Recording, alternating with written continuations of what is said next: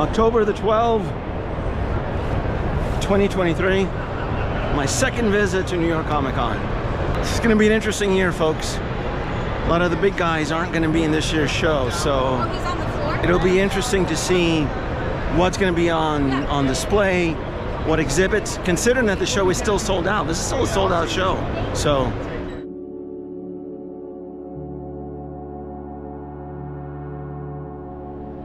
hello folks, Danoby2 here. Thank you for joining me on this little New York Comic Con walkthrough. This was taped Thursday, October the 12th, 2023. And I always find these visual style walkthroughs really important because it kind of creates more of an archive, a documentation of the experience. People always tend to forget, and these type of walkthrough videos that I've done with the last New York Comic Con I attended and for San Diego, they always go back. They always tend to reference it. It's always just like, it's more of a time capsule. So I actually do enjoy doing these things. Funko booth with the lounge fly. Look, what makes this whole show or Comic-Con convention is that as we keep moving in through the years, a lot of the big ticket exhibitors are absent. They're not attending. They're not showing up. And I knew attending this year's New York Comic Con that Sideshow wouldn't be here, and Sideshow Collectibles was one of the ones I always actually enjoyed visiting. In fact, typically when I would attend the San Diego Comic Con, Thursdays were usually my busiest day because there'd be so much B-roll footage to collect. So, but regardless though, what I found more interesting on this trip was just the fact that, yeah, a lot of the big vendors weren't here, Hasbro, Mattel, Sideshow, but yet the exhibitor floor was still packed. And there wasn't any empty spaces or booths. The fact that the Reed Pop, the managing company for the convention, they were still able to sell all the spaces for the exhibitor floor. Hollywood didn't have much of a presence here either, though. I know that it felt more of a it felt more like more anime was trending this year, and so there was just an absence from Hollywood on that part. I just stopped at the Ryo-B booth here because they were focusing on their tools for cosplayers, and I thought maybe there might have been something here that I can use for my USB hack projects that I so love doing. Lionel, is this Lionel Train? Yeah, this is I found this little exhibit here really interesting. The fact that they're going really hard on the whole 100th anniversary for Disney and their exclusive train cars here. I did speak to one of the representatives at this actual booth, asked them if they would ever consider doing a high-end monorail train set. That'd be something I'd be really interested in. I know that the Disney parks have their own economical version, but I would prefer more of a high-end quality kind of die-cast version of a monorail train set. And the rep did say that they've considered it, but they're just not confident enough for the support. And they also mentioned that the tooling would be really expensive to do so. It's a shame though, because I thought it would have been really cool. Now, going back to a lot of the big exhibitors not being here, I really thought Hasbro would have attended, and Hasbro did attend. They have a small presence here, which we'll get to. Mattel typically loves to show up for these events here. Super 7, though, had a big shot. I think they're definitely one of the ones that really made a big splash on their Cobra mothership, their giant-ass playship. Look, this was pretty cool. I had no idea this was going to be here. I'm assuming this was more of a con announcement. With that, look at that sticker price, my God. I mean, that sticker price, it is. I enjoy G.I. Joe. For me, it would have been something like the space vehicle if they would have considered. Like if they would have done, say, like the space shuttle, I would have been all on it. This is really cool. This is not my cup of tea. To me, when I look at this, I see the amount of work that would still be needed. I would probably want more of a realistic paint application to it, and I would want lights and sounds, and there isn't lights and sounds, and you would think for a sticker price of this amount that they would have included, but it's not something that it couldn't be added on. It's more of a labor of love as far as a side project to do so. But otherwise, though, it is a fantastic piece. I know that their last Kickstarter project was the Thundercats playset, and I don't even remember if that even got funded or not. I'm assuming it did. I don't know. If you guys want to correct me on that in the comments for Thundercats from that giant playset, I think it was just a massive. Super 7 is such a unique company, though. They're kind of caught between affordability and expensibility here. I'm a Hot Toys collector, and they're vinyl characters like that. When they're asking $300, I'm like, I'd rather get a Hot Toys. Bait, it was here, focusing on One Piece. Yeah, One Piece had a huge presence for the event. Like I said, it was more of an anime style show.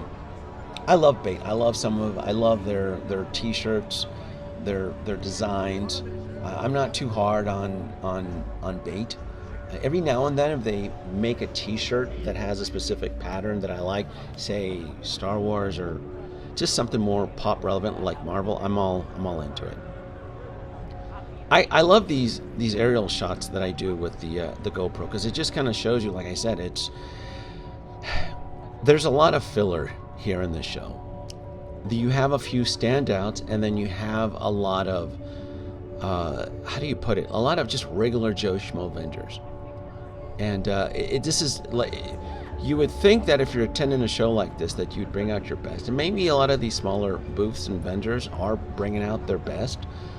I didn't particularly get that, other than like I said, Super 7, and a few others. I want to say that like there was a Godzilla booth that I don't think I got stock footage on. And Pure Arts. I did cover Pure Arts on this walkthrough tour. We'll get to that. So there's a few standouts, and then it felt, you know what it feels like? It's like empty calories.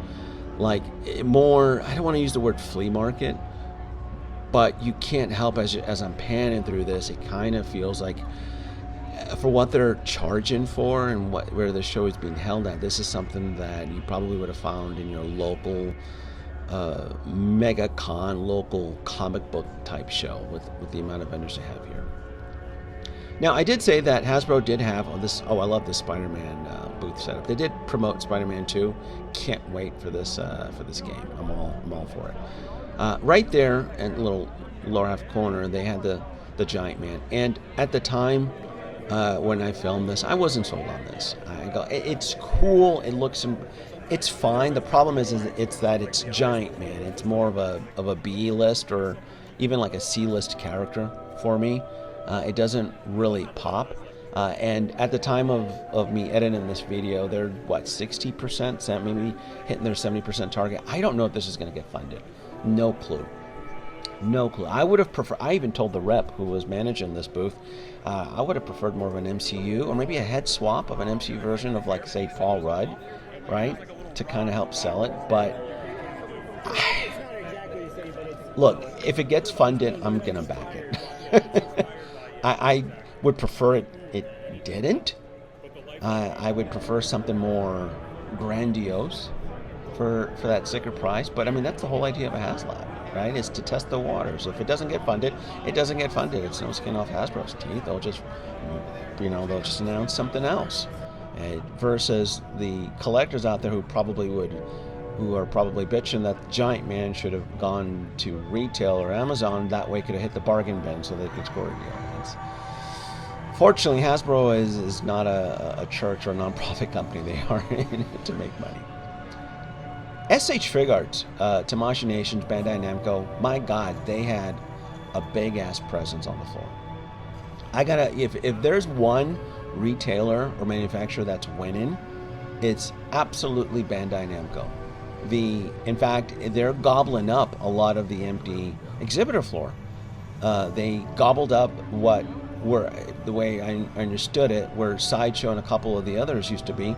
Bandai Namco just went and grabbed it. They have they are winning between Godzilla, between SH Figuarts, between Tamaguchi, between now One Piece, which is hot shit right now. Bandai Namco is on top of the world, and they had a giant footprint on this floor. And you know what? Good for them. Considering that I've seen their growth throughout the years. In the last couple years, they've blown up. These One Piece live action figures look phenomenal. They look great. This is another booth from Bandai Namco, and you can just see. I mean, anime, Japanese pop culture, Tokyo. This is hot shit right now, and man, I mean, I can't say much about the world of Marvel IP or Star Wars IP, but anime is definitely killing it. I will say probably the only faction of Marvel that is just still bringing in the bucks is Marvel Spider-Man. Yeah, it's part Sony, but it's still shared by Marvel. This whole grand One Piece setup here, I mean, this is bonkers. This is Bandai Namco flexing, and again, good for them. No hate from me. I think it's awesome. Bandai Namco has really grown, and again, they've consumed what what used to be Sideshow Collectibles booth. It's been consumed by Bandai Namco. This is the Diamond Select little booth here, exhibit here, and I just wanted to grab some B-roll footage here. I think this stuff is nice. I mean, they've partnered up with Gentle Giant. That is Local Lou and the gang here I was hanging out with. Big shout out to Local Lou though, man. He was a fantastic host when I was hanging out in New York. Local Lou, you get 50 points, man. You are the epitome of the fantastic New York host, man. You are awesome, dude. Give you so much thanks. You are a lot of fun, and the rest of the guys do, but I think Local Lou really steals it. And then for the convention, definitely he really knocked it out. And then I think the second runner-up would have to go to Ryan's from Mr. Mom's Collectible, because he was awesome too. I had 2 good days, got to hang out with 2 buddies. It was really, really cool. I had a lot of fun. Props to you guys. These busts here, I used to collect Gentle Giant. I used to do all of this stuff, and thank God I don't. You know what it is? It's the quality. Gentle Giant never evolved. Gentle Giant never got better. It's that early 2000 aughts technology that just never really improved. NECA had a small booth here. I gotta say, I give props to NECA. Thoughts and prayers to the Ninja Turtles community. I am not a Ninja Turtles fan, and I understand that Ninja Turtles mania is out of control. It's gotten expensive. Yikes. I love these figures here from Dinosaur. I don't know if I'm going to collect them. The problem is I'm trying to stay in my own lane when it comes to figures. I really am trying to focus on 160 figures. I still have a passion and love for action figures. The problem is that they take up so much space, and it's just a nasty little Pandora's box to the point where certain figures can border almost landfill, where you love them, you collect them, and then you start to box them and ship them, and you start to box them and store them, and then you realize, oh, I'm collecting landfill. Hence, Funko Pops. But going back to NECA here, fantastic announcement here. Beautiful, simply beautiful. And I love what they're doing with the Universal Monsters here. This is some good stuff here. It really, really is. Danoby2, the costume cosplayer with the helmets. This is something that I've had to, I've had to just really wean myself and cut back from collecting helmets. They take up way too much space, and then the few helmets that I do have, it feels more of a nuisance on where to display them in my collection, simply because they need their own display setup. They need their own volume of space, and I just stopped. I'm like, I'm not doing this anymore. Even though I love that Darth Vader Black Series, which I still have, I just don't even have it in my collection, like the Mando helmet from the Black Series, and a few others. Beautiful pieces, like I said, but I'm like, I'm not touching helmets anymore. Nope, can't do it. They're just a pain in the butt, and I just learned that I'm not really a helmet person. Tons of comic books here. I stopped reading comic books. I'm like, It's been decades. I did it and I outgrew it. I just don't do comic books anymore. Pure Arts. The Pure Arts booth here was pretty cool. They put a lot of work into their setup. I love their cowls for Batman and the Flash and so forth. It's not for me as far as a collector. I think they're cool. I think they're a nice addition to any collection, especially if you're into the whole Batman lineup right now. I think they're doing a really, really good job. Not for me, though. These cowls are just very similar to, say, a helmet. They need their own display setup, their own presence. They're very, these helmets from Sauron, these are volume helmets. And I've seen statue collectors where they bury themselves in statues to the point where they're putting statues on top of toilet tanks and just putting them on the floor. No, not for this price. You don't put statues on the floor. But I've seen them. I've seen statue collectors share photos where their statues are just sitting on the floor. Like, nope, not doing it. This cyberpunk Keanu Reeves is pretty cool. Again, these are beautiful pieces. Now, I'm not trashing because I do have a few statue pieces, and the few statue pieces I do have, they are worked into my module case setup. So I have to go conservative with statues. It's the helmets that are kind of banned right now for me. Cyberpunk figures. Oh, I did pick up a good deal on the cyberpunk figures and the actual cyber bike. They had it here for about 30% off, so I did manage to take that with me back to Vegas. Assassin's Creed. Yeah, Pure Arts is doing really nice. This is again I give props to Pure Arts, the fact that they were able to make this effort, considering that every other statue company out there wants your money, but yet they're not willing to pony up for promo, right? I'm talking like Sideshow Collectibles, Queen Studios, any other statue high-end company that's trying to promote their expensive pieces. Yeah, you can only get so much out of a photo, and you can only ask a collector to take a leap of faith so many times. But they're like, we'd like to see some of these pieces in person before we cough up, I don't know, between $2,000 and $4,000. So this whole this manga dive theater display setup, I just found this really interesting. I'm not exactly sure what's going on here. I don't know if they're promoting the anime IPs or the actual technology where you can, I guess, experience an anime episode or cartoon. I was able to pick up a few words. It's supposed to be a whole self-immersion where you're in here and you're essentially in the actual episode. I just found it really neat. I picked up some footage here. I just thought once you're inside and you're kind of it almost feels like it's 360, but it's not. I just thought it was pretty neat, especially with their high-end screens here, which it looks a hell of a lot sharper. I know you can kind of see like the lines and the resolution, but trust me, this is one of those situations where if you're there, and then the way the music was too was pretty cool.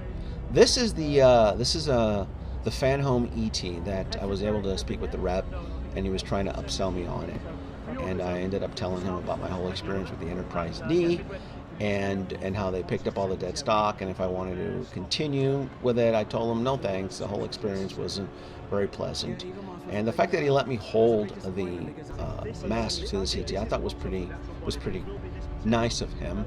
I'm not sold on this ET. To me, it looks very toyetic. It looks, for what they're asking for. Remember, this is a subscription. This is a high-end audio animatronic ET where his mouth moves, eyes move, his arms go up and down, and it's going to have quotes and dialogues from the film. I'm not sold on the overall appearance, even though, they can absolutely. It's a prototype. You haven't started shipping it yet, and we're going to be doing improvements as we ship it along. Cool. It's just not for me, and it's a shame though, because I'm all about droids and robots and all that good fun stuff and audio animatronics. To me, I'm a sucker for that. But you have to understand, this is close to a $3,000 subscription for that ET. No. No.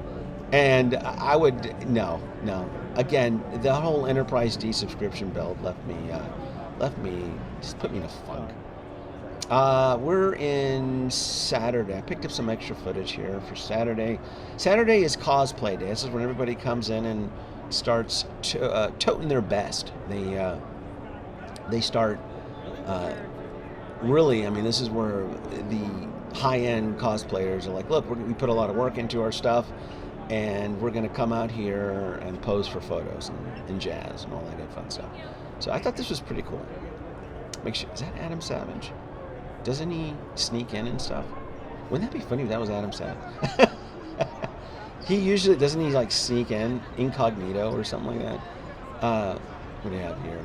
Darth Vader, a few other people here, and then I think that was it. I didn't see, I can't count in my hand how many Mando's cosplayers, Jesus. Between the days I attended, it's quite a few. Quite a few. Yeah. Oh, Ghostbusters. Oh, you know what? Forgot to tell you guys. I went to New York as a Ghostbuster.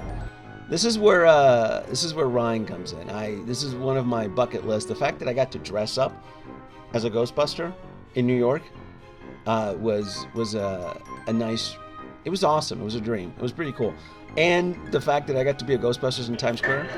Yes, we were a bunch of grown kids. Yes, in a haunted hotel, and Ryan over here. So you got this Ghostbusters about to turn into a little kid. Oh my God! Look at that! Look at that! The hook and ladder 8. Look at that! That's awesome. There it is. Oh! Wow! There it is. Ghostbusters. There's the sign. Look at that! There he is. We are there. What do you think? That is cool, isn't it? Yeah. That is a real.